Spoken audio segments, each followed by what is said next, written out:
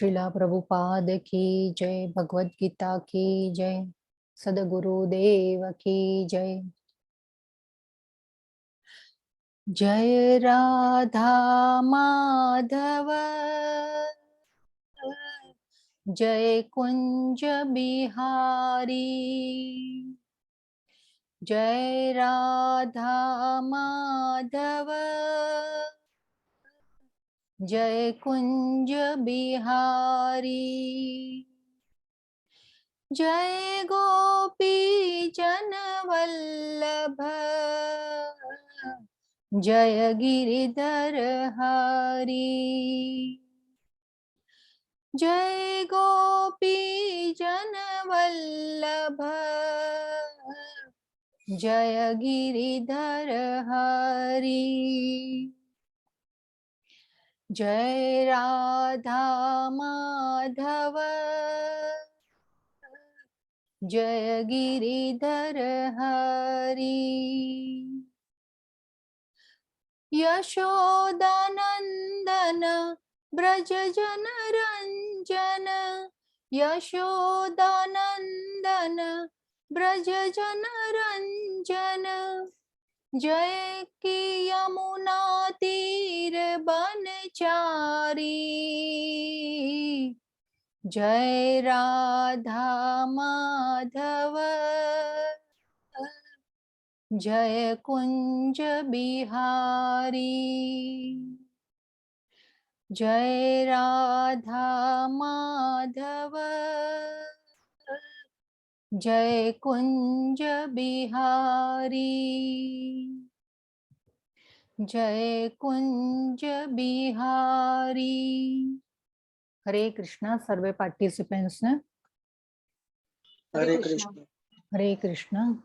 Okay, तो join થયા છે બધા। લીના માતાજી હરે કૃષ્ણ, અરવિંદભાઈ પટેલ પ્રભુ, હીના માતાજી, જાગૃતિ માતાજી, પૂજા हरे कृष्ण, रिद्धि जवेरी माताजी, रिपल पटेल माताजी, रुचि पटेल माताजी, सागर अरुण भाई प्रभु, दिव्या रावल माताजी, ओके, कोकिलाबेन पटेल माताजी। हरे कृष्ण बधाने।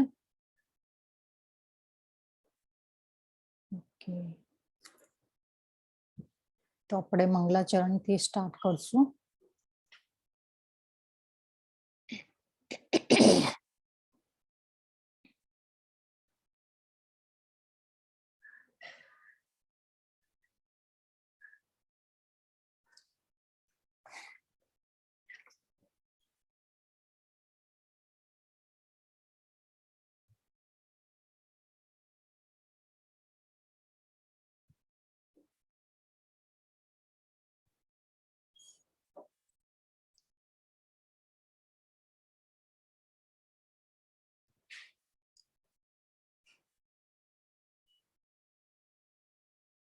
ओके, तो श्री श्री राधा गोविंदा मंदिर મેંગલુરુ તરફથી તમારા બધાનો હાર્દિક સ્વાગત કરું છું હું।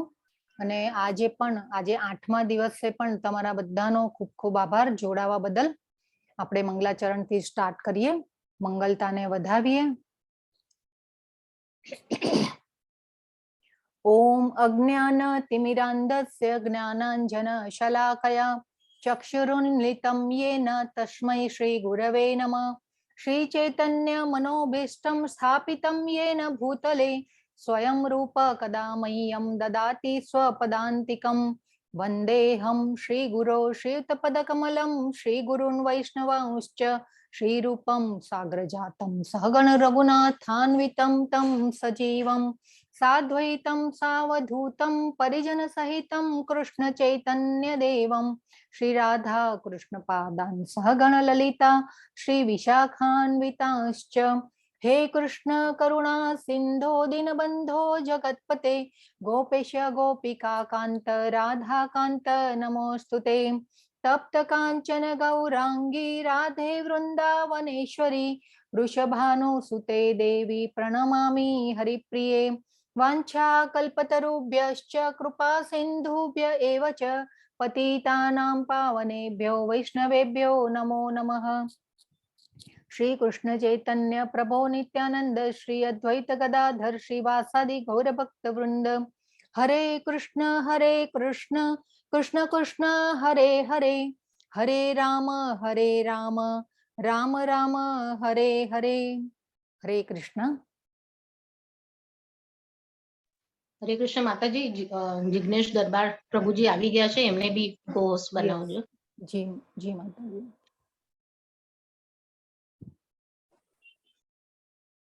हरे कृष्ण। हरे कृष्ण। यस माताजी।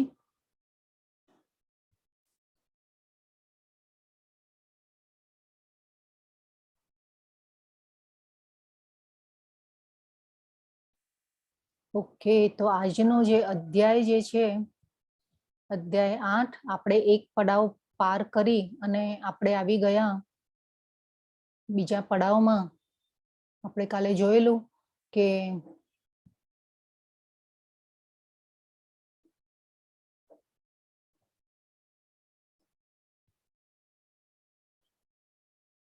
કાલનો જે અધ્યાય હતો એમાં ભગવાને એમની શક્તિઓનું નું પરિચય કરાવ્યો આપણને। મારી સ્ક્રીન દેખાય છે? હા માતાજી।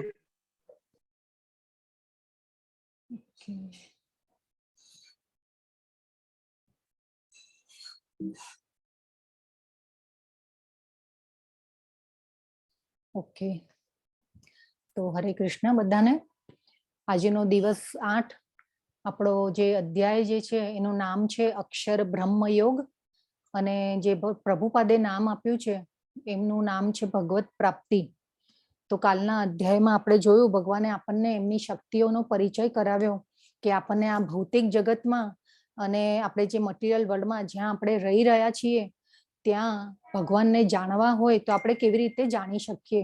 તો એનો પરિચય આપણને ભગવાને કરાવ્યો કે ભગવાનની શક્તિઓ કેટલી અપાર છે, અનંત છે, અને એ રીતે આપણે ભગવાનને કાલે જાણ્યા।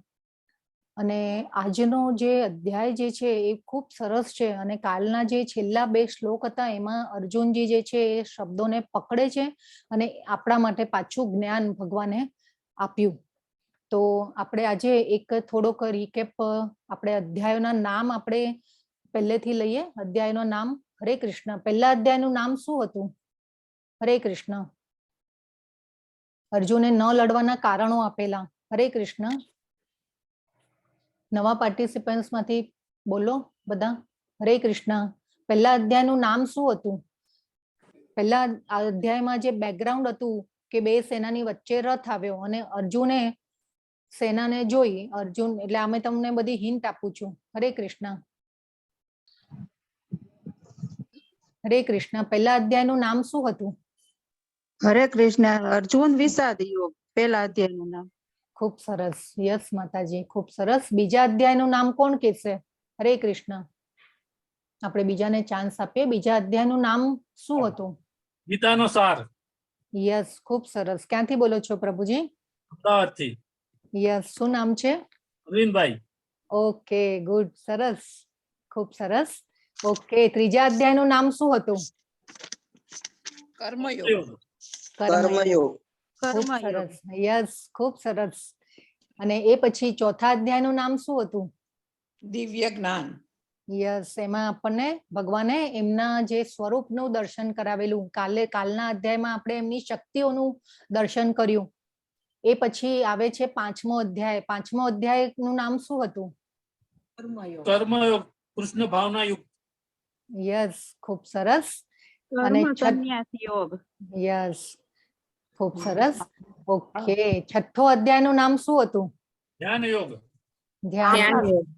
યસ, અષ્ટાંગ યોગ। અષ્ટાંગ યોગ સમજાવ્યો। યસ, છઠ્ઠા અધ્યાયમાં ભગવાને અષ્ટાંગ યોગ યસ, ખૂબ સરસ। ઓકે, અને કાલના અધ્યાયનું નામ શું હતું?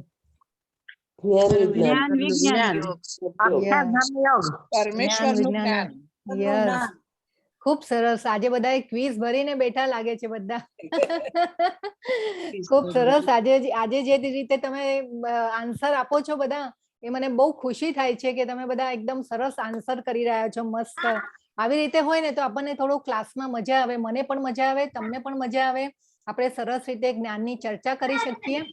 તો એ રીતે એ પછી આપણે પહેલા અધ્યાયમાં અર્જુનના ન લડવાના કારણો જોયા હતા. કયા કયા હતા અર્જુનના ન લડવાના કારણો? કરુણા, આનંદ નથી, પાપ, કૌટુંબિક કરુણા, પરંપરા આનંદ અને નથી. અનિશ્ચિતતા. યસ, ખૂબ સરસ. ઓકે, એ પછી આપણે બીજા અધ્યાયમાં જે છે આપણે ભગવાનની વ્યાખ્યાઓ જોયેલી. ભગવાનની વ્યાખ્યાઓ બે રીતે જોઈ હતી આપણે. આ બધું રિપીટેશન એના માટે કે આપણું થોડું જ્ઞાન જે છે આપણા મગજમાં બેસતું જાય.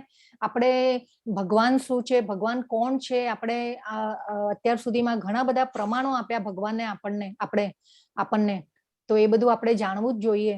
ઓકે, ભગવાનની વ્યાખ્યા બે રીતે જોઈ હતી. કોણ કહેશે? હવે જે બોલ્યા હોય એ બીજાને આપણે ચાન્સ આપીએ. હરે કૃષ્ણ. યસ, હેન્ડ રેઝ બી કરી શકે છે જેને આવડતું હોય એ લોકો. યસ, ભગવાનની વ્યાખ્યા આપણે જોયેલી. હરે કૃષ્ણ. ઓકે, મોહિની પટેલ માતાજી. યસ, હા બોલો માતાજી. આ પહેલી અનુભૂતિના 3 તબક્કામાં ભગવાનની વ્યાખ્યા થઈ હતી: બ્રહ્મ, પરમાત્મા અને ભગવાન. યસ, ખૂબ સરસ માતાજી. ઓકે, બીજી કઈ રીતે અને ભગવાનની? બીજી ભગવાનની જે હતી એમાં 6 ઈશ્વરીઓથી પૂર્ણ છે એવા ભગવાન.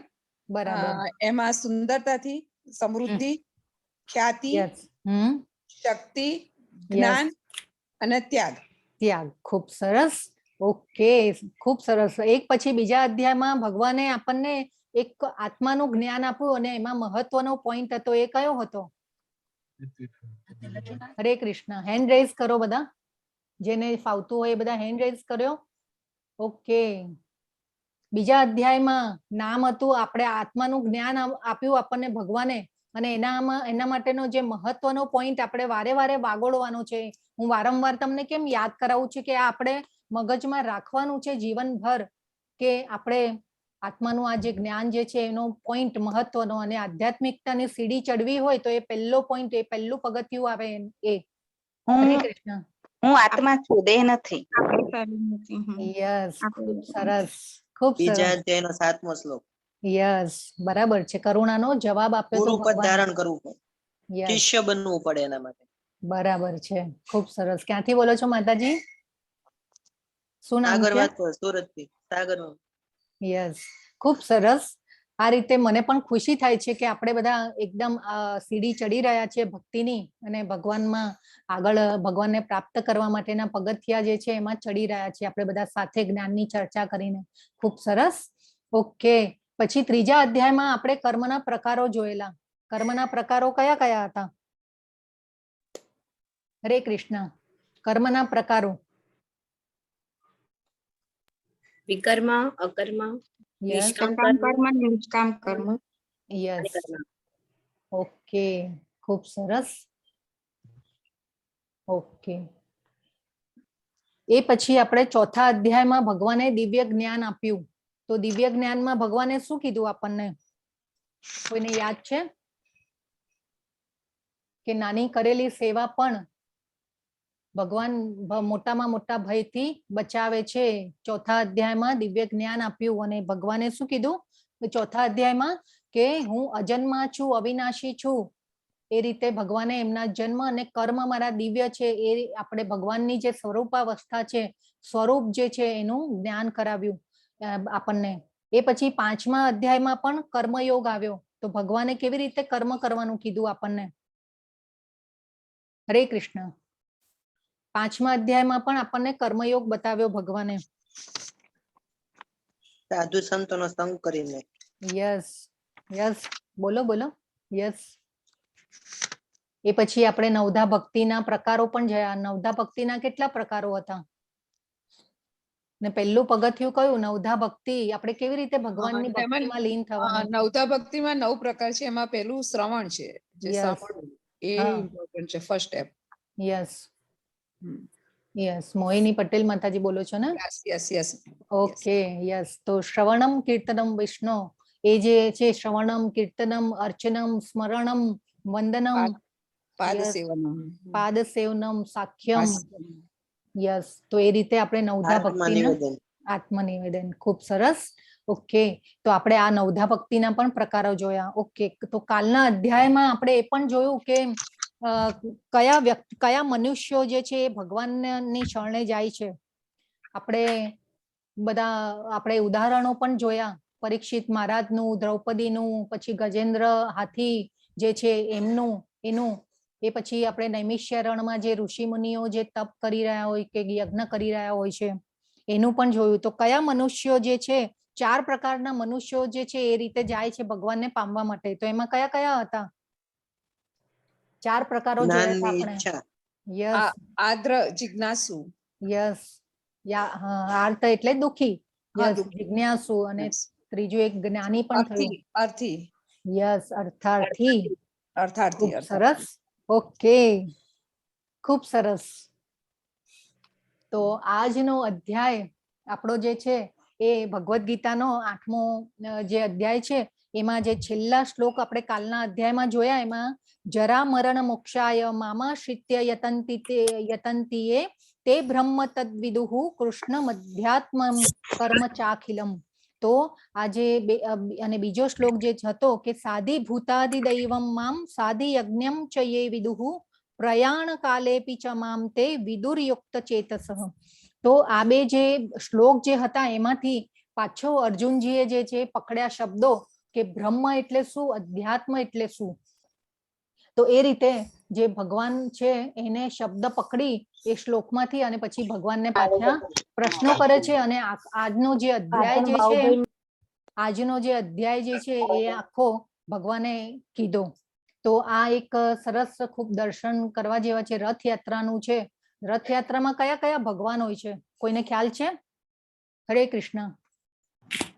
સુભદ્રા, બલરામજી, બલરામજી, યસ, અને ભગવાન, ભદ્રજી, યસ, ભગવાન. કૃષ્ણજી. તો આજે યસ, રથયાત્રા ને સુભદ્રા. નહીં, કૃષ્ણ ભગવાન હોય છે. કૃષ્ણ ભગવાનના બેન સુભદ્રા અને બલરામ એમના મોટા ભાઈ. એટલે એ રીતે બલરામજી પણ ભગવાનના શક્તિ છે. ડાબી બાજુથી આપણે જે ગોલોક ચાર્ટમાં જોયું હતું કે બલરામજી જે છે એ ભગવાનની ડાબી બાજુએથી પ્રગટ થયેલા છે. અને એ પછી બલરામમાંથી 4 જે અવતારો જે છે, સંકર્ષણ, અનિરુદ્ધ, પ્રદ્યુમ્ન અને વાસુદેવ. તો એ જે 4 જે છે એમના બલરામમાંથી પાછા વિસ્તાર થયેલા છે. અને એ પછી સંકર્ષણમાંથી અલગ અલગ વિસ્તારો થયા. એ પછી અનિરુદ્ધ, પ્રદ્યુમ્ન, વાસુદેવ એ બધામાંથી પાછા અલગ અલગ વિસ્તારો થયા. પણ ભગવાન જે છે એ એમનો વિસ્તાર કરે છે એમની ભાવનાઓ અનુસાર, પણ તે છતાં પણ ભગવાન તો પૂર્ણના પૂર્ણ રહે છે. આપણે એ શ્લોક પણ જોયેલો, હોમ પૂર્ણમદમ પૂર્ણમિદમ પૂર્ણાત પૂર્ણમુદચ્યતે પૂર્ણમેવા વશિષ્યતે. એ જે શ્લોક જે છે એ ભગવાન માટે છે કે પૂર્ણ જ રહે છે ભગવાન.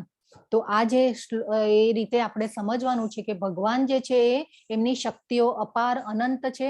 અને આ રીતે ભગવાન એમનો વિસ્તાર કરે છે, તે છતાં પણ ભગવાન એના એ જ રહે છે. આ છે જગન્નાથપુરીનું મંદિર જે છે એ ખૂબ સરસ જગન્નાથપુરીનું મંદિર જે છે, અને ત્યાંથી રથયાત્રા નીકળતી હોય છે.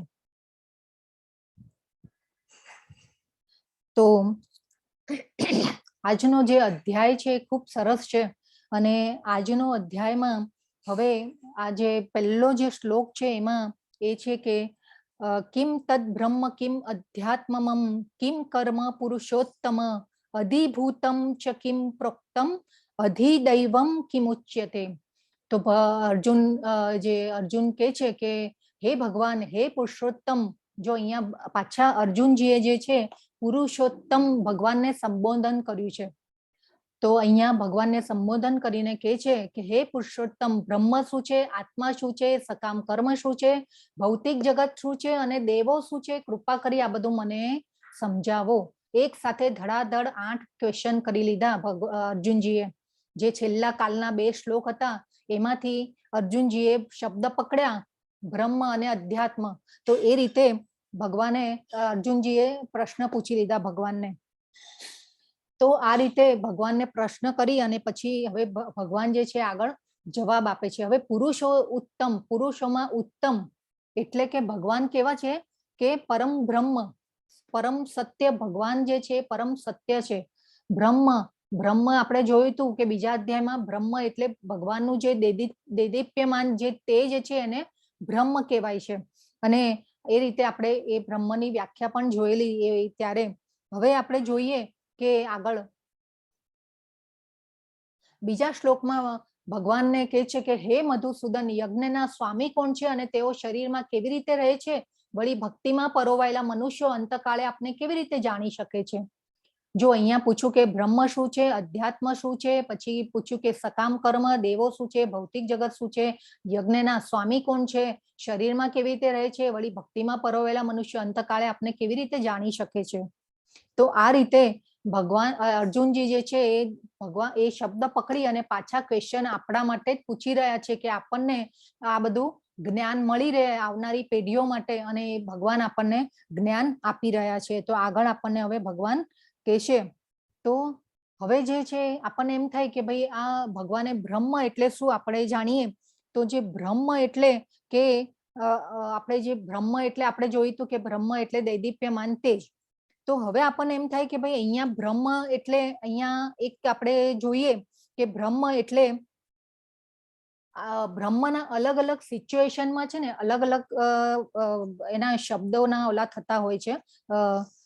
જે આપણે કહેવાય ને કે ભાઈ એક બ્રહ્મની વ્યાખ્યા અલગ અલગ સિચ્યુએશનમાં અલગ અલગ થતી હોય, અને આપણે એ બ્રહ્મ અને બ્રહ્મ આત્માને પણ બ્રહ્મ કીધો છે ભગવાને. કેમ કે આપણે એક ઉદાહરણ જોયેલું કે ભાઈ અગ્નિમાંથી જે તણખલાઓ નીકળતા હોય એ તણખલાઓ પણ એક અગ્નિનો જ ભાગ હોય, પણ તણખલાઓમાં અગ્નિ જેટલો જે અગ્નિની જે ઉષ્ણતા હોય અને તણખલાની જે ઉષ્ણતા હોય એ કેવી હોય, ફરક હોય, એ ભિન્ન હોય બેઉની.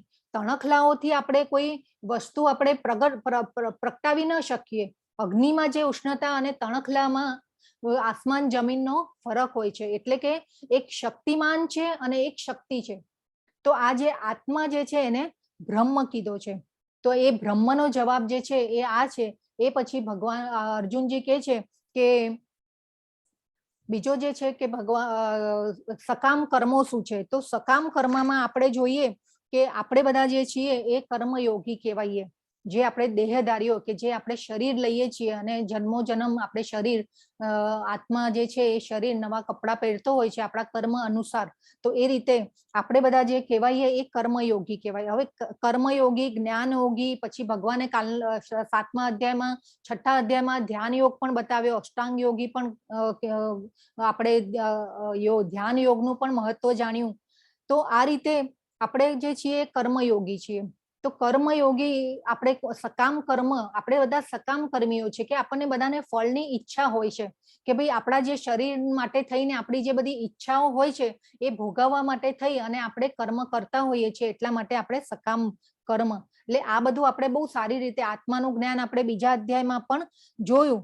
તો આપણે આ રીતે જોઈએ. તો હવે અને બીજો જે છે કે ત્રીજું જે પોઈન્ટ આવે કે ભાઈ અંતકાળે આપને કેવી રીતે જાણી શકે છે. તો હવે યજ્ઞના સ્વામી પણ આપણે જોયેલું કે યજ્ઞના સ્વામી બધા જાત જાતના યજ્ઞો આપણે 5મા અધ્યાયમાં હતું કે ભાઈ જાત જાતના યજ્ઞો હતા, પણ એ અલ્ટિમેટલી શું હતું કે ભગવાનને પામવાના રસ્તા હતા અને પાપ આપણા જે પાપ કર્મ હોય એમાંથી આપણને મુક્ત થવાનો રસ્તો હતો. તો હવે યજ્ઞના સ્વામી કોણ છે એ પણ અર્જુનજી પૂછે. તો આપણે એક શ્લોક જે છે એ 6ઠા અધ્યાયમાં આવી ગયો હતો કે ભાઈ ભોક્તારમ યજ્ઞ તપસામ સર્વલોક મહેશ્વરમ સુહૃદમ સર્વભૂતાનામ જ્ઞાત્વામ મામ શાંતિ મૃચ્છતિ. એ આપણે શાંતિ ફોર્મ્યુલા જોઈતી કે આપણે જો જીવનમાં શાંતિ જોઈતી હોય તો આપણને ભગવાન ભોક્તા એટલે કોણ? ભોગવનાર. તો ભોક્તારમ યજ્ઞ તપસામ એટલે બધા યજ્ઞોનો ભોક્તા કોણ છે? ભગવાન છે. એ આપણે આગળ જોઈ ગયા. એટલે આપણે યજ્ઞના સ્વામી કોણ છે? ભગવાન છે. તો આ રીતે અલ્ટિમેટ એન્જોયર કોણ છે? ભગવાન જ છે.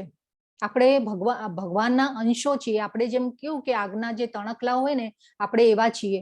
તો આપણે ભગવાનના અંશ થયા. અને કાલના અધ્યાયમાં આપણને ભગવાને કીધું કે પૃથ્વી, જળ, અગ્નિ, વાયુ અને આકાશ એ મારી શક્તિઓ છે. અને આપણું શરીર શેનાથી બનેલું છે? આ પાંચ તત્વોમાંથી આપણું શરીર બનેલું છે. એટલે આપણે શું થયું? આપણે ભગવાનની એક શક્તિ જ થયા. આપણું શરીર પણ ભગવાન જ આપે છે. પ્રકૃતિ દ્વારા આપણને આપણું શરીર મળે છે. તો આપણે આ શરીરનો ઉપયોગ શેના માટે કરવો જોઈએ? ભગવાનની સેવા, પૂજા અર્ચના માટે. અને આપણે ભગવાનના સેવકો છીએ. તો એ રીતે આપણે જાણવું જોઈએ. અને હવે છેલ્લું જે પોઈન્ટ છે, હરે કૃષ્ણ, પ્લીઝ મ્યુટ રાખજો. ભક્તિમાં પરોવાયેલા મનુષ્ય અંતકાળે આપને કેવી રીતે જાણી શકે છે?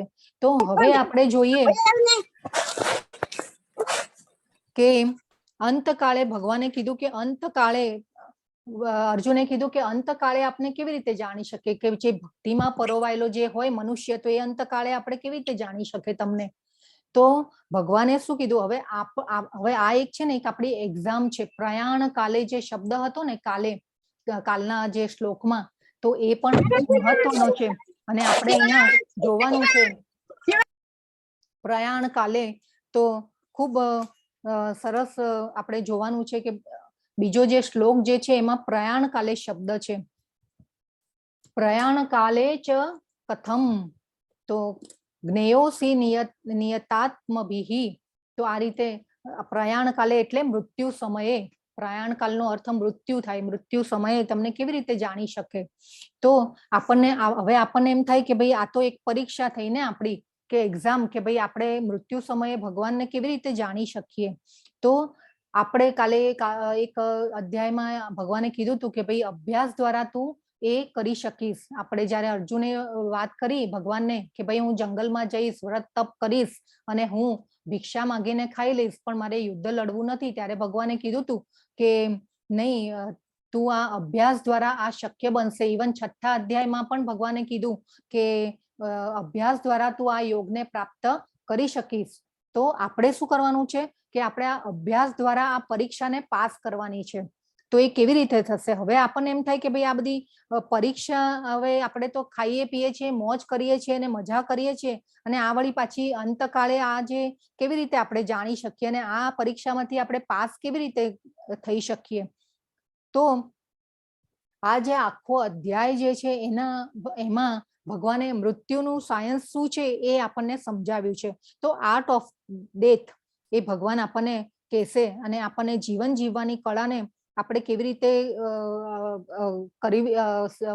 કેળવવી જોઈએ, તો એ રીતે આપણને બધું કહેશે ભગવાન આ અધ્યાયમાં.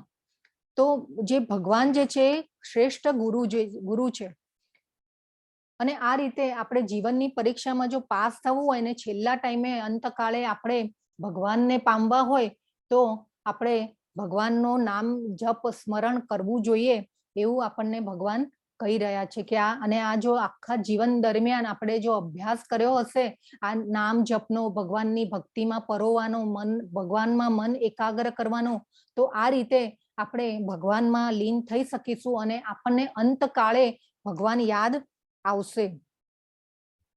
તો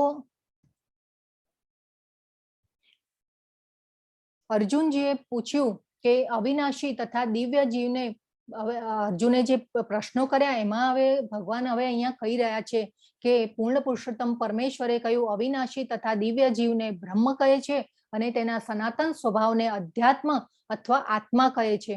જીવોના ભૌતિક શરીરોનો વિકાસ થવાની પ્રક્રિયા સાથે સંકળાયેલા કાર્યોને કર્મ અથવા સકામ કર્મ કહે છે. તો આ રીતે આપણે બ્રહ્મની એક વ્યાખ્યા જોઈ કે ભાઈ બ્રહ્મ એટલે આત્મા.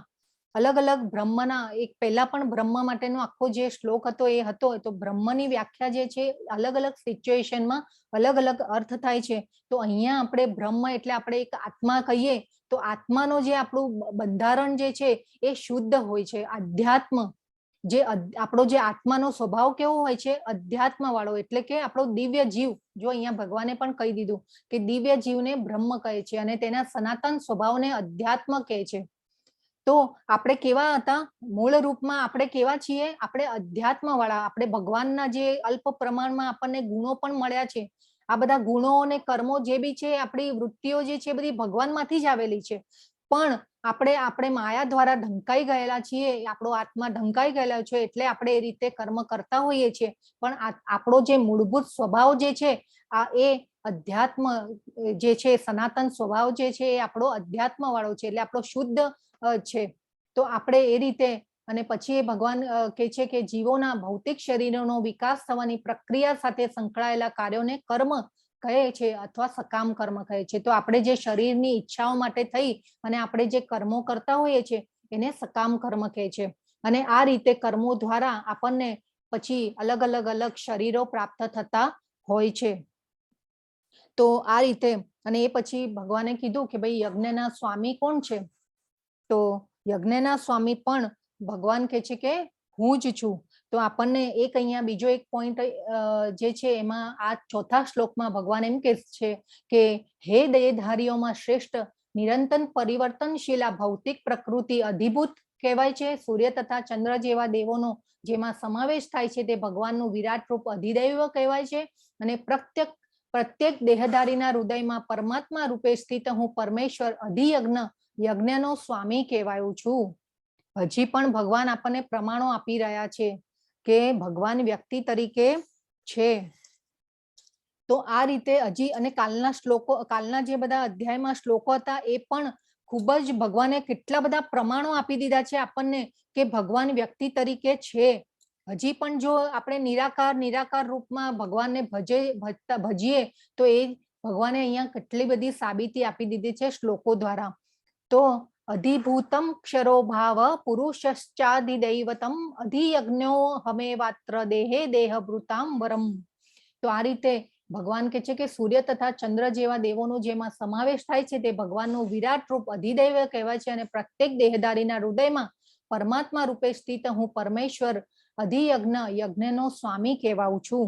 હવે આ પહેલા પણ આપણે આ શ્લોક જોઈ ગયા કે ભાઈ ભોક્તારમ યજ્ઞ તપસામ સર્વલોક મહેશ્વરમ સુહૃદમ સર્વભૂતાનામ જ્ઞાત્વા મામ શાંતિ મૃચ્છતિ. આ શાંતિ ફોર્મ્યુલા હતી આપણી.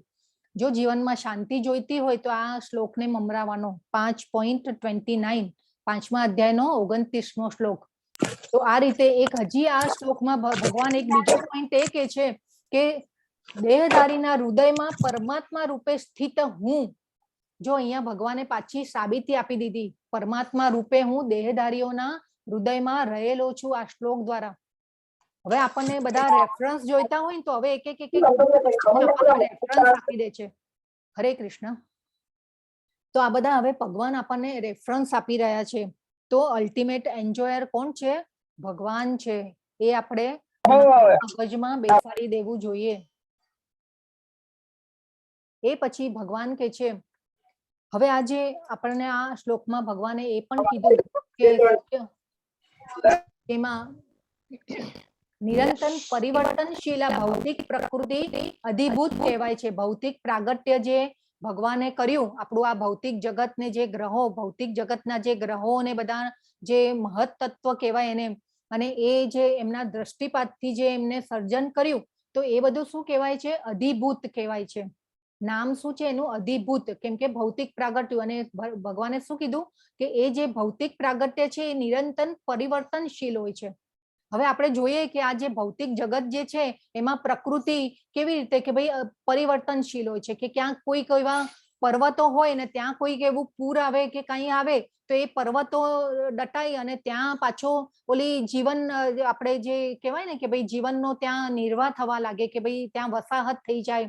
એટલે આપણે એવું જોઈએ છે. પછી કોઈક જગ્યાએ કોઈ દુષ્કાળ આવે, કોઈ જગ્યાએ કોઈ એટલે એ રીતે જે બધું પરિવર્તન થતું હોય આ જે પ્રકૃતિમાં જે આપણે પરિવર્તનો આજકાલ જોઈ રહ્યા છે કે ભાઈ સુનામી આવે અને આપણે જે અહીંયા પહેલા પણ જોયેલું કે કેદારનાથનું પૂર આવ્યું તો ત્યાં કેવું થયું કે જ્યાં નદીઓ વહેતી હતી ત્યાં વસાહતો થઈ ગઈ ને વસાહતો હતી ત્યાં જે પાણીનો પાટ આવી ગયો.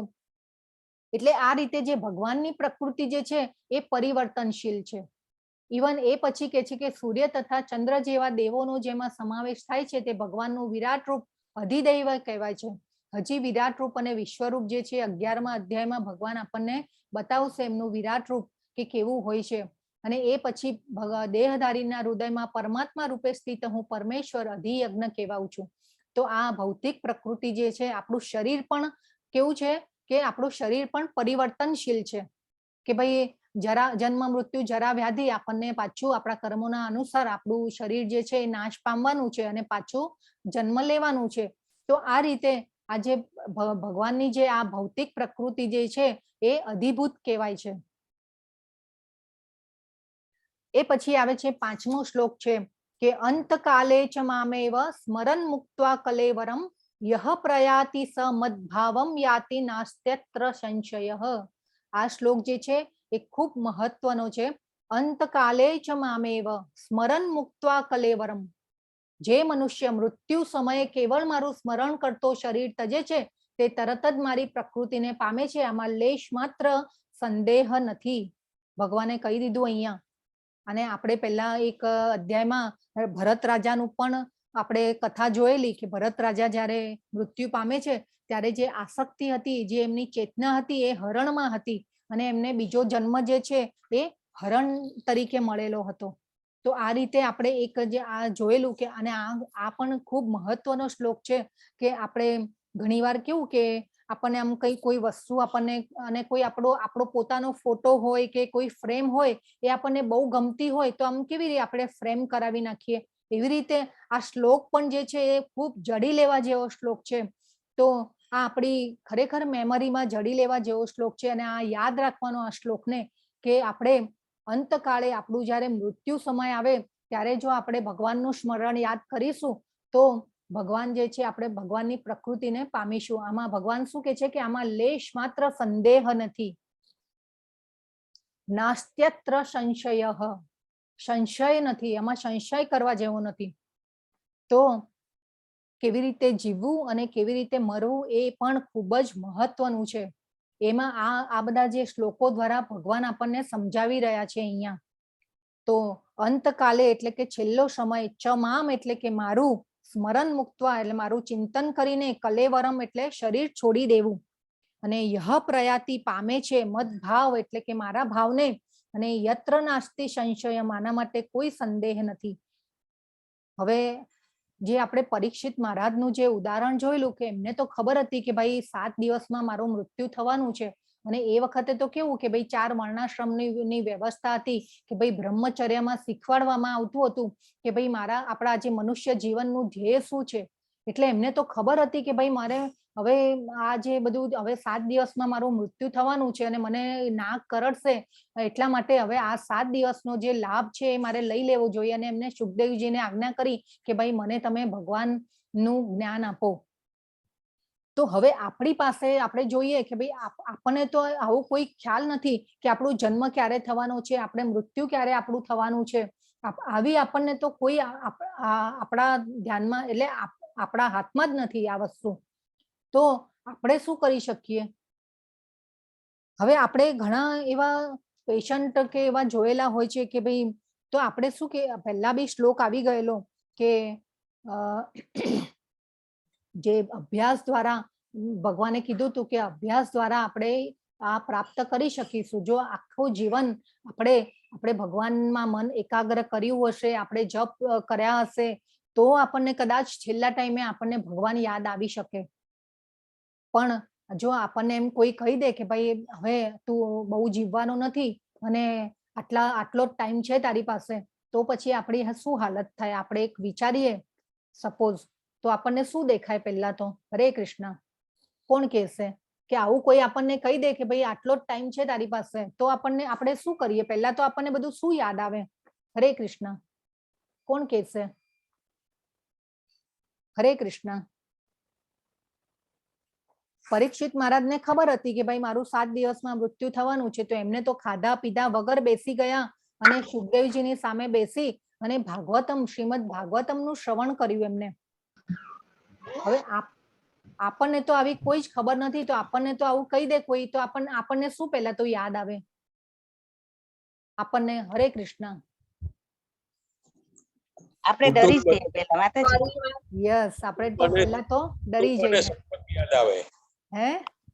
કુટુંબ અને સંપત્તિ યાદ આવે. ખૂબ સરસ. યસ, કુટુંબ યાદ આવે, કરેલા કર્મો યાદ આવે. હા, એ તો કરેલા હજી કર્મ બહુ યાદ દૂરની આવે. વાત, એ કર્મો કરેલા દૂરની વાત છે હજી તો. પણ પહેલા તો શું આવે? સંપત્તિ. એ પછી શું દેખાય? Bank balance. પૈસો. યસ, પૈસા દેખાય. યસ, બીજું? હા, બધી પોલિસીઓ દેખાય. પછી સહી સિક્કા યાદ આવે કે આપણે એવા સમાજમાં ઘણા દાખલાઓ જોયેલા છે કે ભાઈ કોઈ એવા પેશન્ટો હોય ને ડોક્ટરો કહી દે કે ભાઈ હવે આટલો જ ટાઈમ છે, તો ઘણા એવા કિસ્સાઓ આપણે આજુબાજુમાં આપણા થતા જોયા છે કે આપણે જે પુત્રો હોય એ બધા સાઈન કરાવતા જોયા છે આપણે. હે? તો આ રીતે આપણે જોવાનું છે કે આ એક બહુ આ બધી વસ્તુ છૂટી જવાનો ભય રે. હા, યસ, પેલા આ બધો ભય જ યાદ આવે આપણને. ભગવાન આપણને યાદ આવતા નથી.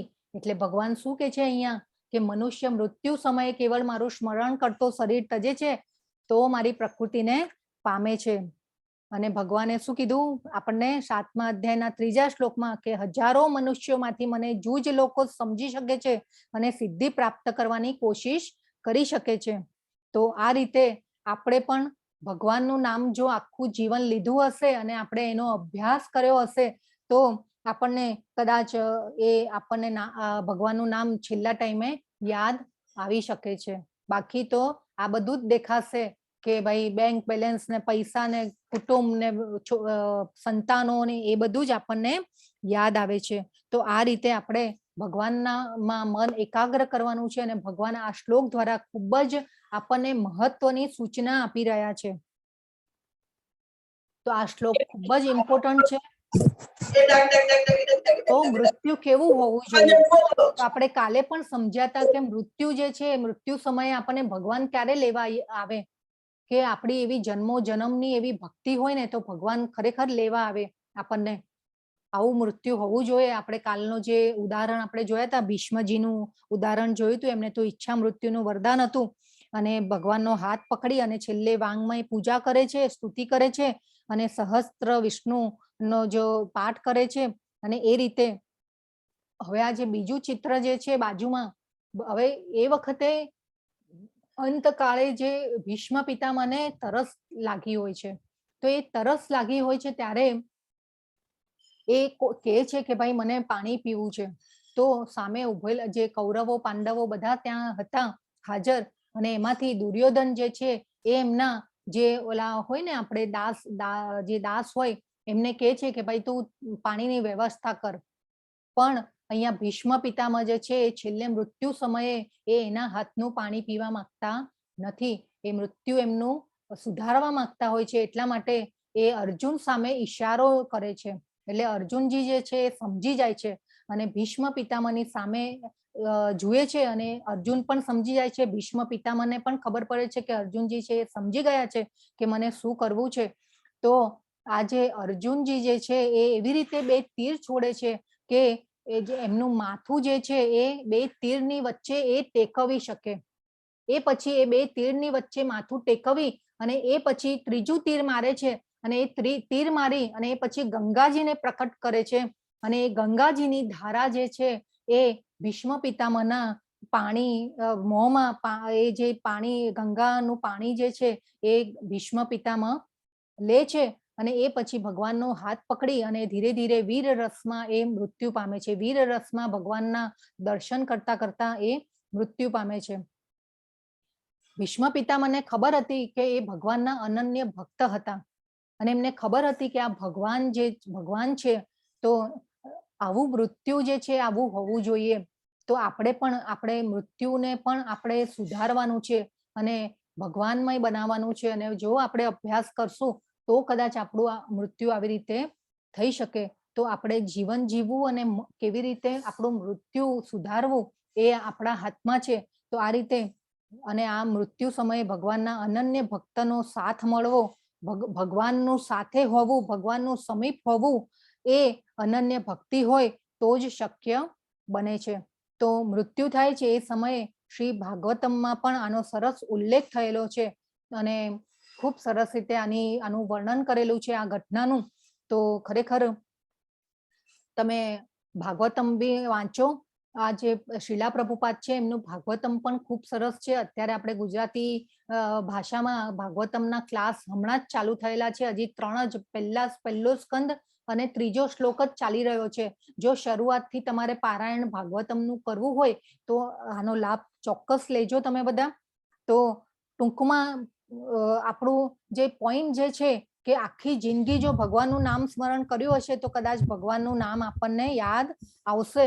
આપણે આ જે 6થા અધ્યાયનો 35મો શ્લોક પણ જોયેલો કે અસંશયમ મહાબાહો મનો દુર્નિગ્રહમ ચલમ અભ્યાસેન તુ કૌંતેય વૈરાગ્યેણ ચ ગુહ્યતે. તો નિસંદેહ ચંચળ મનને વશમાં કરવું અઘરું છે. ભગવાને પણ સ્વીકાર કરેલો અર્જુનની વાતનો અને એ પછી ભગવાને કીધેલું પણ જો તું અભ્યાસ દ્વારા આ યોગનું જ્ઞાન પ્રાપ્ત કરીશ તો તું અભ્યાસ દ્વારા એ યોગ જે છે એનું જ્ઞાન લેવામાં તું જે યોગ છે એ અભ્યાસ દ્વારા તું શક્ય બની શકશે. તો આપણે પણ આવો અભ્યાસ કરવાનો છે અને આવું આદર્શ મૃત્યુ જે છે એ આવી રીતે આપણે પણ મૃત્યુને આપણું સુધારવાનું છે. અને અહીંયા પણ જુઓ કે ભગવાને અહીંયા એક શ્લોકમાં કૌંતેય કરીને ભગવાનને અર્જુનજીને સંબોધન કર્યું છે.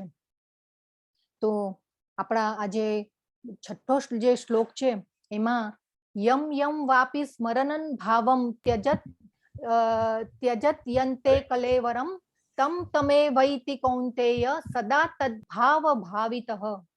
તો આ જે છઠ્ઠો શ્લોક છે ભગવાન એમાં શું કે છે કે હે કુંતી પુત્ર, શરીરનો ત્યાગ કરતી વખતે મનુષ્ય જે ભાવનું સ્મરણ કરે છે એવા જ ભાવને તે નિશ્ચિતપણે પ્રાપ્ત કરે છે. હવે ભગવાને પહેલા આગળના શ્લોકમાં કીધું કે અંતકાલે જે મને ભજે છે, જે મારું સ્મરણ કરે છે, હવે એ એક પોઈન્ટ થયો. હવે બીજો પોઈન્ટ ભગવાન શું કે છે કે શરીરનો ત્યાગ કરતી વખતે મનુષ્ય જે ભાવનું સ્મરણ કરે છે એવા જ ભાવને તે નિશ્ચિતપણે પ્રાપ્ત કરે છે. એ અત્યારે ભગવાને કહી દીધું કે ભાઈ હવે બે પોઈન્ટ કીધા ભગવાને કે આપણે જે આપણું મૃત્યુ સમયે આપણે જે ભાવનું સ્મરણ કરીશું એવું આપણને નવું શરીર પ્રાપ્ત થશે. પણ આપણને ભગવાને એક બીજો રસ્તો પણ આપ્યો કે તું ભક્તિ યોગ દ્વારા મને સીધો પણ પામી શકીશ. આપણે એ પણ જોયેલું ગોલોક ચાટમાં આપણે બધા લોક જોયેલા કે ભાઈ જે 14 લોક જે છે એ પાર કરીને પછી આપણે ભગવાન પાસે જવું છે કે પછી આ જન્મમાં જ સીધો ભક્તિ યોગ કરીને પછી સીધા ભગવાન પાસે જવું છે. એ પણ આખો ભક્તિ યોગ આ જે 6 અધ્યાય છે ને એ ભક્તિ યોગના છે. તો આપણને ભક્તિનું સ્વરૂપ બતાવશે ભગવાન આગળ.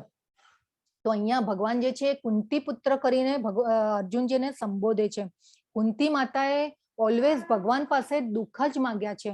જ્યારે યુદ્ધ પૂરું થયું અને ભગવાન જ્યારે દ્વારિકા જવા માટે નીકળે છે ત્યારે કુંતી માતા ભગવાનને પ્રાર્થના કરે છે કે ભગવાન જ્યારે સુખ આવ્યું અમારી પાસે કે જે અમને રાજ્ય મળ્યું ને બધું, હવે જે મળ્યું એમાં તમે જ્યારે મળ્યું ત્યારે તમે અમારી સાથે નથી.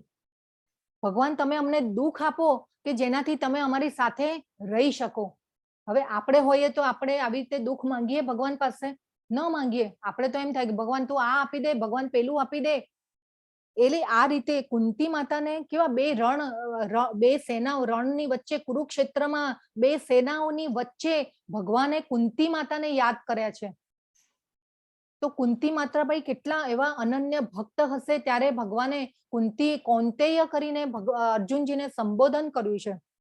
અને આ ખૂબ સરસ કુંતી માતાની જે સ્તુતિ છે કે જ્યારે દ્વારિકા જ્યારે રવાના થાય છે ત્યારે કુંતી માતા એટલી સરસ સ્તુતિ કરે છે અને ભગવાનને પ્રાર્થના કરે છે.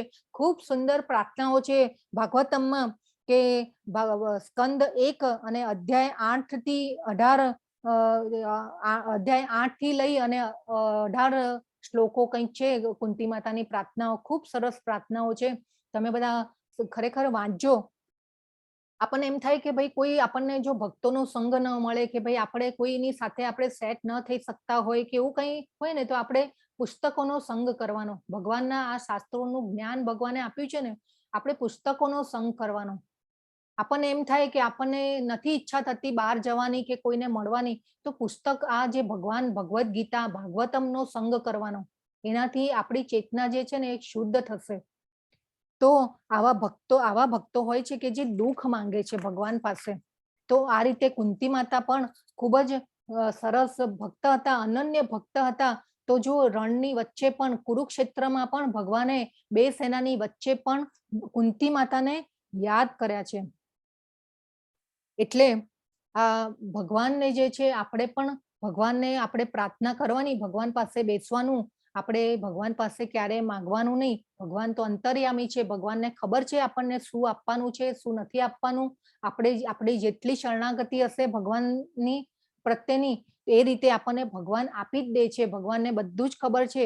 એટલા માટે તો અને ખાલી આપણે જો એ પ્રાર્થના જરૂર કરી શકીએ, પ્રાર્થના રોજ કરવાની રાત્રે સૂતી વખતે કે ભગવાન મને તમારી ભક્તિ સેવા કરવાની શક્તિ આપજો અને મૃત્યુ સમયે તમારું સ્મરણ યાદ કરી શકું, એટલો ઉચ્ચ જીવ હું બની શકું એવી મને ભક્તિ આપજો. આ પ્રાર્થના રોજ કરવાની ભગવાનને, તો જરૂર આપણને ભગવાન લેવા આવશે અને આપણે ભગવાનના ધામમાં પહોંચી શકીશું. તો આ ભગવાન અહીંયા જે છે ક્લિયર સ્ટેટમેન્ટ આપે છે અહીંયા 2 પોઈન્ટમાં આપણને 2 શ્લોકમાં. તો અને વારંવાર જે ભગવાન જે છે એમના ભક્તોને યાદ કરે છે કે ભાઈ આ 2 બાજુ 18 અક્ષોની, એક બાજુ 18 અક્ષોની સેના હતી, એક બાજુ 7 અક્ષોની સેના ઊભી છે અને એકબીજાને મારવા માટે બધા ભેગા થયેલા છે. તે સમયે પણ ભગવાન જે છે એમના ભક્તોને ભૂલી નથી જતા. તો આ રીતે આપણે પહેલા પણ દ્રૌપદીનું પણ ઉદાહરણ જોયું હતું. એટલે આ જે 2 ડિસિઝન જે ભગવાને ક્લિયર કટ આપી દીધા છે કે આપણે શું કરવું જોઈએ એ હવે આપણા હાથમાં છે કે આપણે કેવી રીતે જીવન જીવવું અને કેવી રીતે આપણે મૃત્યુને સુધારવું. તો આપણે આ જે રાજા ભરતની જે કથા હતી એ આપણે જોયેલી અને આપણે સુંદર રીતે આપણે એને જાણેલી કે ભાઈ આપણી જેવી મળતી વખતે જેવું આપણી ચેતના હશે એ પ્રમાણે આપણને નવું શરીર મળશે. અને જો આપણે ભગવાનનો અભ્યાસ કરીશું શુદ્ધ ચેતનામાં રહીને તો પછી આપણે ભગવાન પાસે પણ જઈ શકીએ છીએ. આપણે ભગવાનના સનાતન ધામને પામી શકીએ છીએ. અને આપણે ગોલોક ચાર્ટમાં પણ જોયું કે ભાઈ આપણે ક્યાં છીએ અને ક્યાંથી ક્યાં ટ્રાવેલ કરવાનું છે. તો ભગવાન 7મા શ્લોકમાં કહે છે કે હવે ભગવાન જે છે એ સોલ્યુશન આપે છે આપણને. ભગવાન શું કહે છે? તસ્માત સર્વેષુ કાલેષુ મામ અનુસ્મર યુધ્ય ચ મયર્પિત મનો બુદ્ધિર મામે વૈશ્યસ્ય સંશયઃ. હે અર્જુન, તારે સદા કૃષ્ણ રૂપમાં રહેલા મારું ચિંતન કરતા રહેવું અને તે સાથે જ યુદ્ધ કરવાનું તારું નિર્ધારિત કર્તવ્ય પણ કરવું જોઈએ. તારા કાર્યોનું મને સમર્પણ કરીને અને તારા મન તથા બુદ્ધિને મારામાં સ્થિર કરીને તું નિશ્ચિતપણે મને પ્રાપ્ત કરીશ. હવે આ પણ એક સ્ટેટમેન્ટ ભગવાને આપી દીધું. હવે ભગવાન જે છે હવે બધા શ્લોકોમાં સોલ્યુશન બતાવે છે કે આપણે શું કરવું જોઈએ. હવે આપણે ભગવાને અર્જુનને તો કીધું કે યુદ્ધ કરવાનું છે, તો આપણે પણ આપણા જે જીવન રૂપી જે યુદ્ધ જે છે કે એમાં પણ આપણે આપણા જે કર્મોને ભગવાનને સમર્પણ કરવાના છે અને આપણે મન અને બુદ્ધિને ભગવાનમાં સ્થિર કરવાની છે. તો આપણે ભગવાનને નિશ્ચિતપણે આપણે ભગવાનને પામી શકીશું. તો અહીંયા પણ ભગવાને પાછો અસંશયમ જે છે એ યુઝ કર્યો શબ્દ. અસંશયમ એટલે નિસંદેહ, ડાઉટ કર્યા વગર મારું સ્મરણ કર અને ચિંતન કર. તો આપણે પહેલા પણ જોયેલી કે આ જે બધી શંકાઓ જે છે ને, જો આગલા શ્લોકમાં ભગવાને અર્જુને ભગવાનને મધુસૂદન કહ્યા. તો આ જે બધી શંકાઓ જે છે ને એ અસુરો જેવી હોય છે. જો શંકાઓ આપણા મગજમાં આવશે આ ભગવદ્ ગીતાના જ્ઞાન પ્રત્યે કે ભાઈ, તો પછી આપણામાં શું થશે કે શ્રદ્ધા ડેવલપ નહીં થાય. અને આ શાસ્ત્રો ઉપર શંકા ક્યારેય બી નહીં કરવાની. આ ભગવાનના પોતાના શ્રી મુખેથી કહેલા શબ્દો છે. એટલે આપણે ડાઉટ કર્યા વગર ભગવાનના શબ્દોને જો આપણે આપણા જીવનમાં ઉતારીશું તો આપણે ભગવાનને પામી શકીશું. તો શંકા જે છે અસુરો જેવી છે. એટલે અર્જુન વારે વારે કહે છે, હે મધુસૂદન, હે કેશવ. એટલે ભગવાને જે આવા રાક્ષસોને નો વધ કરેલો, એટલે અર્જુનજી શું કે છે કે આવા રાક્ષસ રૂપી શંકાઓને મારા મગજમાંથી તમે દૂર કરો. એટલા માટે આજે ભગવાનની જે અલગ અલગ ભાવનાઓ અનુસાર અર્જુન જે છે એ બધું સંબોધન કરે છે અને ભગવાન પણ એ રીતે અર્જુનનું મોરલ ધીરે ધીરે હાઈ કરતા જાય છે. અને ડે બાય ડે જે ભગવાન જે છે એ આગળ આગળ અધ્યાયોમાં હાયર એન્ડ હાયર ભગવાન નોલેજ આપતા જાય છે. તો મેઇન જે આ શંકાઓ જે છે ને એ ખૂબ બહુ આપણું જે પતન થાય ને આ શંકાઓના લીધે થતું હોય છે. તો શંકાઓ જે છે એ શ્રદ્ધાનો નાશ કરે છે. અને આપણે ભક્તિ સેવાના 9 પ્રકાર પણ જોયેલા કે જો શ્રદ્ધા ડેવલપ થશે અને આપણે ભક્તોનો સંગ કરીશું તો આપણને થોડું જ્ઞાન આવશે કે ભાઈ ભગવાનની ભક્તિ કરવી જોઈએ. અને એ થોડું આપણને જ્યારે જ્ઞાન મળવાનું સ્ટાર્ટ થાય એ પછી આપણે ધીરે ધીરે આપણે એમાં નિષ્ઠા આવતી જાય. એ પછી નિષ્ઠા આવે એટલે આપણામાં ભાવ આવતો જાય, આપણને આસક્તિ થતી જાય. અને એ પછી આસક્તિ થયા પછી આપણામાં ભાવ જાગે અને ભાવ પછી આપણને ભગવાનની પ્રીતિ થાય, ભગવાન સાથે આપણી પ્રીતિ થાય, પ્રેમ થાય આપણને. તો આ રીતે આપણે જો શ્રદ્ધા નહીં હોય ને, અને શ્રદ્ધા વગર આપણે કેટલું પણ જ્ઞાન લઈશું, ગીતાના શ્લોકો મોઢે બોલી જશું, ગીતા વાંચીશું, આપણે શાસ્ત્રોનું જ્ઞાન લઈશું, પણ જો શ્રદ્ધા જ નહીં હોય તો ભગવાનને આપણે સમજી નહીં શકીએ અને ત્યાં સુધી પહોંચી જ નહીં શકીએ. પહેલી વાત તો એ કે તો આપણે મન બુદ્ધિને ભગવાનમાં લગાડવાના છે અને ભગવાનમાં મન એકાગ્ર કરવાના ઘણા રસ્તાઓ આપણને ભગવાને આપ્યા. તો આ રીતે ભગવાનનું આપણે સવારે ઉઠીને પહેલા તો મોઢું જોવું જોઈએ, ભગવાનના દર્શન કરવા જોઈએ, એ પછી ભગવાનની સેવા અર્ચના કરવી જોઈએ, ભગવાનને ફૂલો ચડાવવા, મંદિરની સફાઈ કરવી. કેટલું આપણે જોયું કે ભોગ ધરાવો ભગવાનને ફૂલો ચડાવવા, ભગવાનને આલોપાલો કરવું. એ પછી આપણે જે ભોગ ધરાવેલો હોય એનું પ્રસાદનું ગ્રહણ કરવું, એ જ ભોજન લેવું. પાણી, કોઈ પત્રમ પુષ્પમ ફલમ તોયમ, તોયમ એટલે પાણી, પત્ર એટલે તુલસીનું પત્ર, પત્રમ પુષ્પમ ફલમ તોયમ એટલું પી કરશો ને તો પણ ભગવાન તો ખુશ થઈ જશે. તો આપણે સવારે ઉઠતા યાદ કરીએ, બપોરે યાદ કરીએ, ટાઈમ હોય ત્યારે આપણે જપમાળા કરીએ, સવારે ઉઠીને આપણે જપમાળા કરીએ. તો આ રીતે ભગવાને પહેલા પણ કીધું કે ભાઈ નેહાભિક્રમ નાશોસ્તિ પ્રત્યવાયો ન વિદ્યતે સ્વલ્પમપ્યસ્ય ધર્મસ્ય ત્રાયતે મહતો ભયાત. તો ભગવાન કહે છે કે નાની નાની વસ્તુ પણ જો આપણે ભગવાનની કરીશું તો ભગવાન આપણને મોટામાં મોટા ભયથી બચાવે છે. તો આ રીતે ભગવાને કેટલા બધા આપણને પ્રમાણો આપી દીધા અને ભગવાને આપણને સમજાવ્યું કે મારા શરણે આવો ને મારી શરણાગતિ સ્વીકારો. તો ભગવાન અહીંયા કહે છે કે હે પાર્થ, જે મનુષ્ય પોતાના મનને મારું સ્મરણ કરવામાં સદા મગ્ન રાખીને અવિચળ ભાવથી પૂર્ણ પુરુષોત્તમ પરમેશ્વર રૂપે મારું ધ્યાન કરે છે તે નિશ્ચિતપણે મને પ્રાપ્ત કરે છે. પાછી અહીંયા સાઈન કરી નાખી ભગવાને. આપણે આમ કેવું કે કોઈ આપણી જે બ્રાન્ડ હોય કે કંઈ હોય અને પછી આપણે કેવું કે એ બ્રાન્ડને આપણે કોઈ બીજો કોપી ન કરી નાખે, એના માટે આમ અત્યારે તો હવે એવા લાયસન્સ ને બધું થઈ ગયું છે. તો અહીંયા ભગવાને લાયસન્સ આપી દીધું છે આપણને કે આ હું જે કહું છું એ તમે ધ્યાનમાં લો. તો આ રીતે આપણે ભગવાનનું જે ભગવાન આપણને આ બધા પોઈન્ટ આપ્યા અને આ બધા પોઈન્ટ જે આપ્યા ભગવાને કે મૃત્યુ સમયે ભગવાનને યાદ કરવા, મૃત્યુ સમયે જે ભાવનું સ્મરણ કરશો એ રીતે આપણે આગળનું શરીર મળશે. એટલે આપણે ભગવાનને યાદ રાખી અને ભગવાનનો અભ્યાસ કરવાનો છે, ભગવાનમાં મન એકાગ્ર કરવાનું છે. તો અહીંયા જે છે એ અજામિલની એક કથા છે ભાગવતમના, ખૂબ જે શ્રીમદ ભાગવતમ છે એના 6થો સ્કંદ છે, એમાં અધ્યાય 1 થી 3 માં આ એક અજામિલની કથા છે. એમાં ખૂબ સરસ વર્ણન છે કે આ જે અજામિલ હતા એ બ્રાહ્મણ હતા, એમને ખૂબ જ બ્રહ્મચર્યાશ્રમ જે હતો એમનો, એમાં વેદોનું ને શાસ્ત્રોનું જ્ઞાન પણ હતું. એ સમયે એકવાર એવું થાય છે કે જ્યારે ભગવાનને ચડાવવા માટેના ફૂલ લેવા જ્યારે જંગલમાં જાય છે ત્યારે ફૂલ તોડતા હોય છે અને એક બાજુમાંથી અવાજ આવે છે અને એમનું ધ્યાન જે છે એ અવાજ તરફ કુતૂહલ થાય છે અને ત્યાં કુતૂહલ થવાથી એ જોવા માટે જાય છે અને એ જોવા માટે જાય છે ત્યારે એ જે ત્યાં એક જે ગણિકા હોય છે અને એક શુદ્ર પુરુષ હોય છે, તો એ એમની જે દેહ સુખ માટેની ક્રિયામાં વ્યસ્ત હોય છે. તો હવે આ તો જે હતા ભગવાનના ભક્ત એટલે ત્યાંથી જતા રહે છે, પરંતુ થયું શું કે એક દ્રષ્ટિ તો પડી એના ઉપર. તો એ દ્રષ્ટિ પડી અને મન ફસાયું. હવે આ જે પૂર્વકર્મના બીજ કહો કે કર્મની છાપ કે જે બી હોય આપણે ગણીએ તો એ રીતે જે મન જે છે એમાં ફસાઈ ગયું અને એમને એમ થયું કે ભાઈ આટલી સુંદર ગણિકા અને આ જે શુદ્ર પુરુષ છે તો આને ભોગવવાને લાયક નથી, આ તો મારે આને ભોગવવી જોઈએ. તો આ રીતે મનમાં એક વિચાર આવે છે. અને તો આ રીતે આપણે જોઈએ કે અર્જુનજીએ, હવે આ એક રેફરન્સ લઈએ તો અર્જુનજીએ પહેલા પણ ભગવાનને પૂછ્યું હતું કે હે ભગવાન, આપણને પાપ કર્મ કરવા નથી હોતા તો પણ કેમ પાપ કર્મ થતા હોય છે? તો આ શું થયું? ગુણ જે છે, ગુણો, આપણે પ્રકૃતિના ગુણો પ્રમાણે આપણું વર્તન હોય છે. તો આ રીતે એનું કારણ છે કે કામ, ઈચ્છા.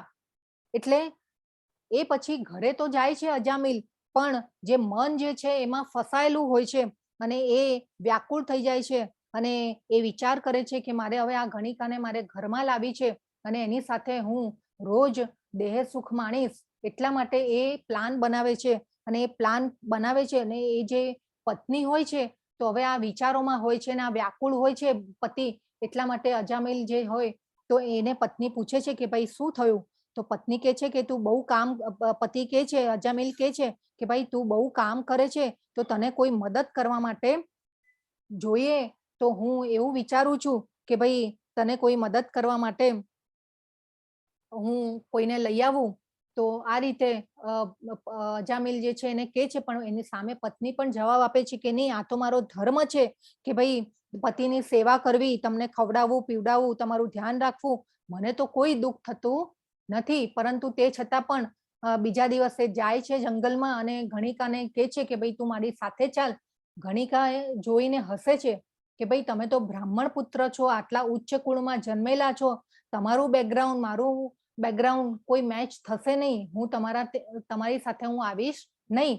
પણ તે છતાં પણ જે આ અજામિલ જે છે મનમાં જે ઓલી વૃત્તિ ભરાઈ ગઈ, એક આસક્તિ આવી અને એ પછી એ હૃદય એમના જે ગણિકામાં લાગી ગયું અને આટલા વિદ્વાન, આટલા જ્ઞાની, આટલું બ્રહ્મચર્યનું જે બ્રહ્મચર્યાશ્રમમાં આટલું વેદોનું જ્ઞાન લીધેલું હોવા છતાં પણ એ મન જે એમાં ફસાઈ ગયું, તો એ ઘરે લઈને આવે છે અને ગણિકા પણ તૈયાર થઈ જાય છે અને ઘરે આવે છે.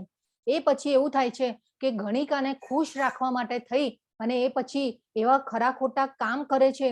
એટલે શરૂઆતમાં શું થાય છે કે ભાઈ જે મા બાપ હોય કે પત્ની હોય એ ધીરે ધીરે થોડું તો ચલાવ્યું, પણ પછી જ્યારે સહન શક્તિની હદની બહાર આવી ગયું ત્યારે મા બાપ પણ છોડીને જતા રહે છે. હવે એમના ખરાબ કામો શરૂ થઈ ગયા હોય છે, તો મા બાપ પણ જતા રહે છે અને એ પછી પત્ની પણ છોડીને જતી રહે છે.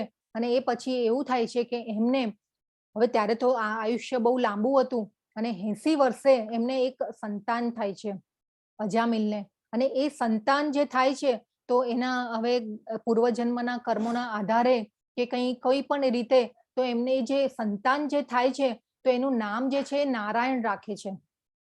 તો અને એ નારાયણ જે નારાયણ નાનો અને નાના નારાયણને આલોપાલો કરવામાં વારે વારે એ બોલે શું કે ભાઈ નારાયણ નારાયણ, આખો દિવસ નારાયણમય એમનું જે દિવસ હતો એ નારાયણમય થઈ ગયો કે નારાયણ તે ખાધું કે નહીં, નારાયણ તે પીધું કે નહીં.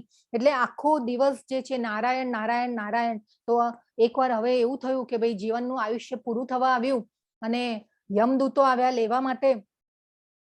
તો જ્યારે યમદૂતોને જોઈ અને જે અજામિલ છે બહુ ગભરાઈ જાય છે અને ભય પામે છે અને એ ભય પામી અને પછી યમદૂતોને કહે છે અને જ્યારે ભય પામે છે ત્યારે મોટેથી બૂમ પાડે છે નારાયણ નારાયણ નારાયણ કરીને અને પુત્રને પોકારે છે. પણ એવું થાય છે કે ભાઈ આ યમરાજા પણ જે હતા એ પણ હવે આ નારાયણ નારાયણ બોલે છે એટલા માટે એવું થાય છે કે ભાઈ આ તો આપણો ક્લાયન્ટ નથી. એટલે શું થાય કે નારાયણનું નામ લીધું એટલે પછી વિષ્ણુદૂતો પણ આવે છે અને વિષ્ણુદૂતો અને યમદૂતો જે છે એ બે વચ્ચે સંવાદ ચાલે છે કે ભાઈ આ તો અમારો ક્લાયન્ટ છે કે ભાઈ આને તો નારાયણનું નામ લીધું, વિષ્ણુનું નામ લીધું છે. અને યમદૂતો કે છે અને આ રીતે સંવાદ ચાલે છે અને એ પછી બહુ સંવાદ ચાલે છે. આનું ખૂબ વર્ણન છે ભાગવતમમાં. અને વિષ્ણુદૂત એમને કહે છે કે ભાઈ ચાલો તમે અમારી સાથે. પરંતુ વિષ્ણુદૂતને જેવા જુએ છે અને વિષ્ણુદૂતો આંખ ખોલવા માટે એમને કહે છે અને વિષ્ણુદૂતને જુએ છે ત્યારે એમને જ્ઞાન થાય છે. હવે જે વિષ્ણુદૂતો બી હોય એ બી કેવા ભગવાનના ઓલા હોય પાર્ષદો, એટલે તો કેવા આમ એ પણ શક્તિ હોય એમનામાં પણ. એટલે એ શક્તિને જોઈ અને જે આ અજામિલ હોય છે એને એકદમ જ્ઞાન થાય છે કે ભાઈ આ મેં શું કરી નાખ્યું એમ. એટલા માટે એ જે જ્ઞાન થાય છે એ પછી એમને એમ થાય છે કે ભાઈ હવે તો મારે મારું જીવન જે છે અને વિષ્ણુદૂતને પ્રાર્થના કરે છે કે મને એક મોકો આપો જીવન જીવવાનું હજી, અને એમાં હું ભગવાનની ભક્તિ કરી અને પછી હું મેં આ મારું જે જીવન જે છે એ બહુ નીચલા ધ્યેય માટે થઈ અને મેં મારા જીવનને બગાડ્યું.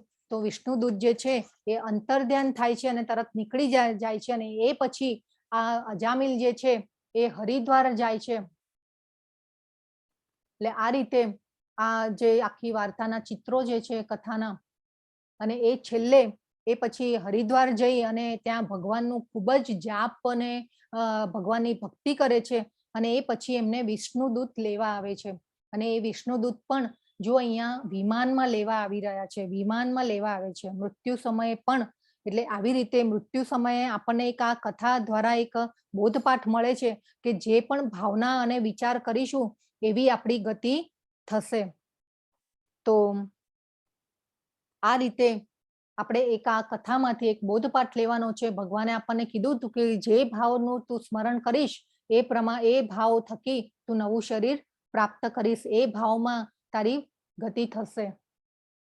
તો આપણે પણ ભક્તિ સેવાઓ ક્યારે શરૂ કરવી જોઈએ?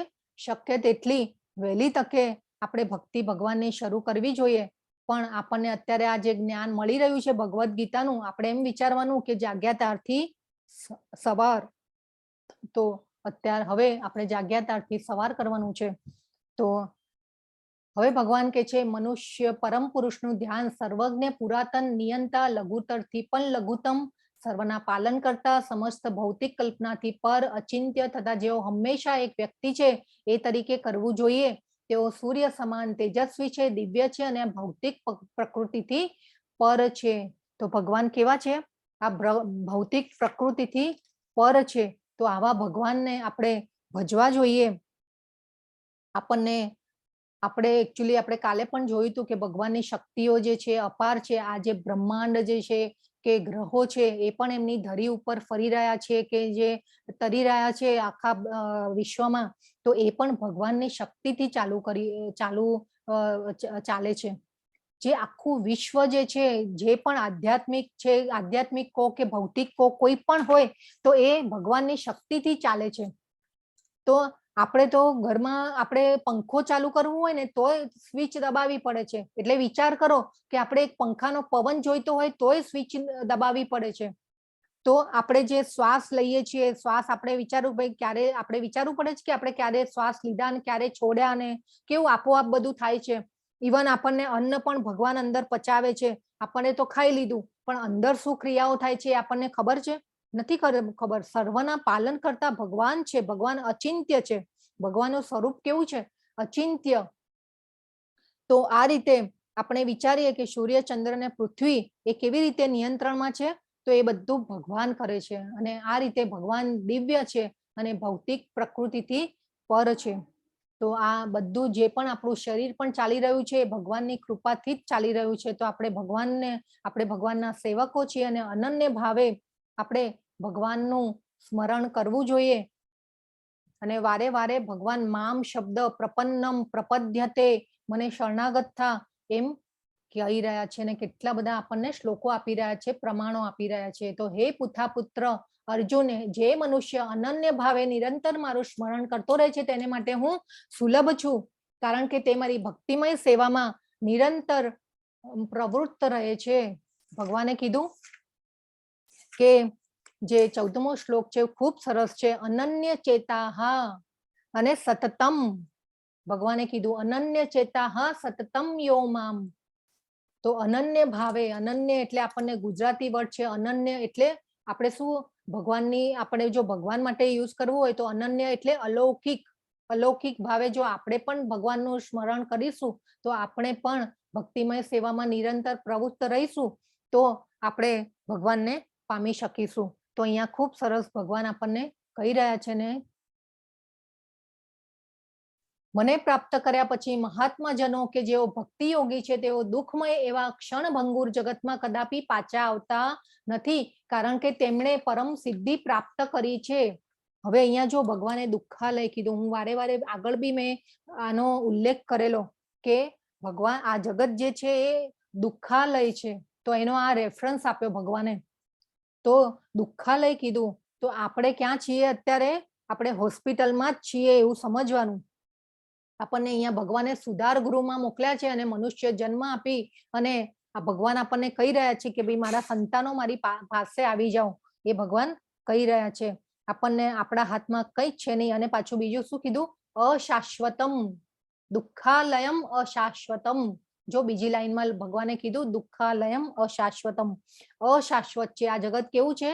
શાશ્વત નથી. શાશ્વત શું છે? ભગવાનનું ધામ, વૈકુંઠ લોક, એ બધું શાશ્વત છે, અવિનાશી, કે જેનો ક્યારેય વિનાશ થતો નથી. આપણે એ પણ બધા ફરકો જોયા ભગવાનમાં. ભગવાન ક્યાં છે ને ભગવાન અને આપણામાં પણ આપણે જોયું કે કેટલો ફરક છે. તો આ રીતે આપણા હાથમાં કઈ જ નથી, ભગવાનના હાથમાં છે. ભગવાને કીધું કે પ્રકૃતિમ સ્વામ અધિષ્ઠાય. પ્રકૃતિ પણ મારી અધિષ્ઠાતા છે. હું કંટ્રોલર છું. પ્રકૃતિનો પણ કંટ્રોલર હું જ છું. યજ્ઞનો સ્વામી હું છું. તો ભગવાન અહીંયા આપણને પાછી શ્યોરિટી આપી કે જે ભક્તિ યોગી છે તેઓ દુઃખમય એવા ક્ષણભંગુર જગતમાં કદાપી પાછા આવતા નથી.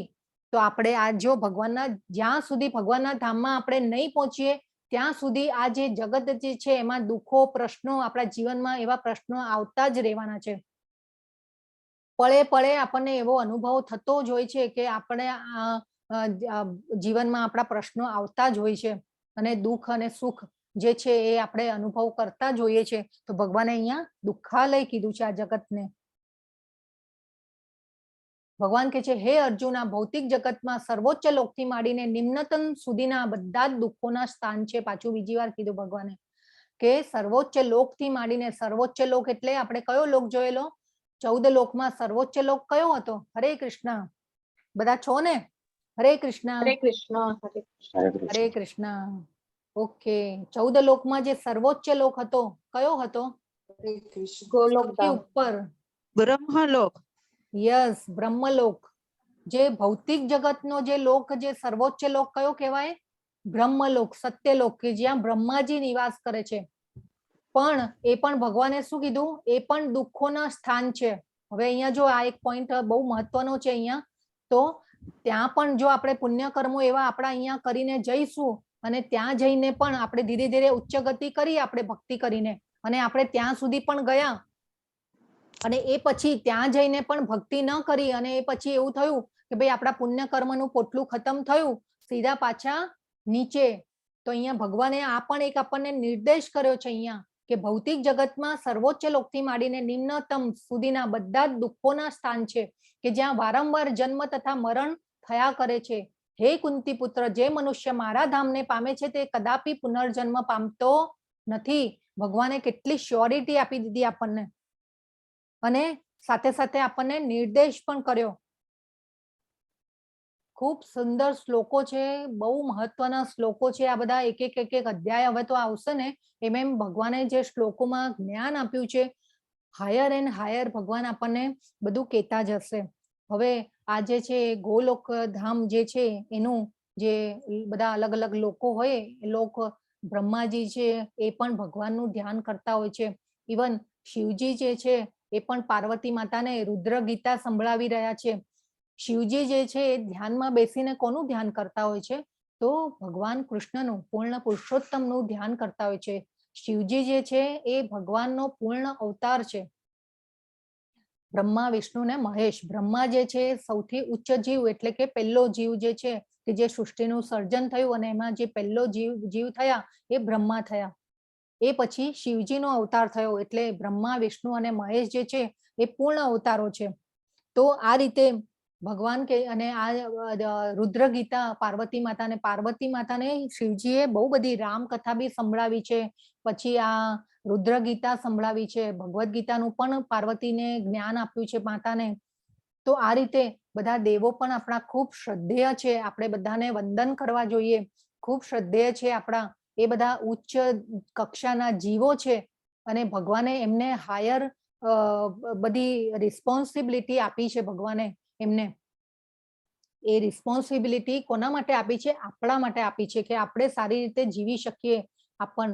એટલા માટે તો ભગવાન જે છે હવે કહી રહ્યા છે, જે મનુષ્ય ભક્તિમય સેવાના માર્ગનો સ્વીકાર કરે છે તે વેદાધ્યયન, તપ, યજ્ઞ, દાન કરવાથી અથવા તાત્વિક કે સકામ કર્મ કરવાથી પ્રાપ્ત થનારા ફળોથી વંચિત રહેતો નથી. તે કેવળ ભક્તિ કરવાથી જ આ સર્વ ફળો પામે છે અને અંતે સર્વોપરી સનાતન ધામને પામે છે. ભગવાને કહી દીધું અહીંયા કે સનાતન ધામને કોણ પામે છે? હવે આપણી માટે કોમ્બો પેક આવી ગયું.